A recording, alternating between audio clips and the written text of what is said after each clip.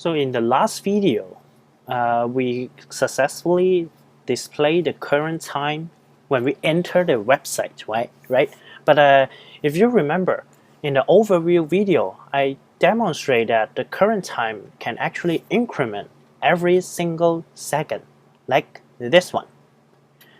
For every single second, we should increment the second part or even the minute part to display the current time. So how do we do that? So let's go back to our script. Remember, we have a function called the update current time. Whenever our document is loaded, we will call the function to update the current time. So this function will only be called once because the document can only be loaded once, right? So how can we call this function every single second? So in JavaScript, we have a function called the set interval. So the set interval takes up two parameters. The first one, xxxx, is the function name that you want to call. So the function name we want to call for this stage is update current time. So the function we want to call is update current time. So what is the second parameter?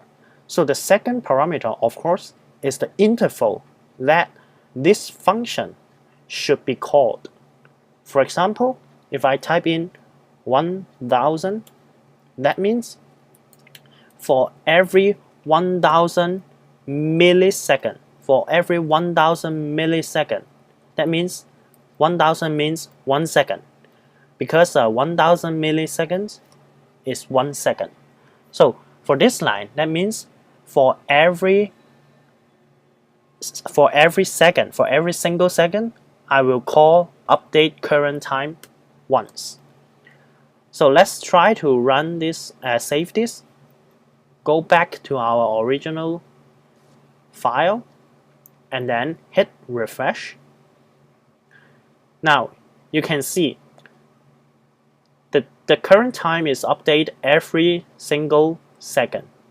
So the idea is this function should be well defined, that it only updates the current time of the element with ID current-time, and this function should be called every single second.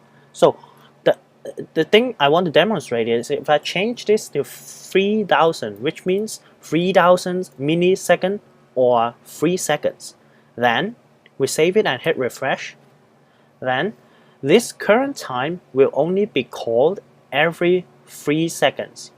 You see, now it's 44 and next is 47. So this is the idea how we can display dynamic data in our website. So hope it helps, and see you next time.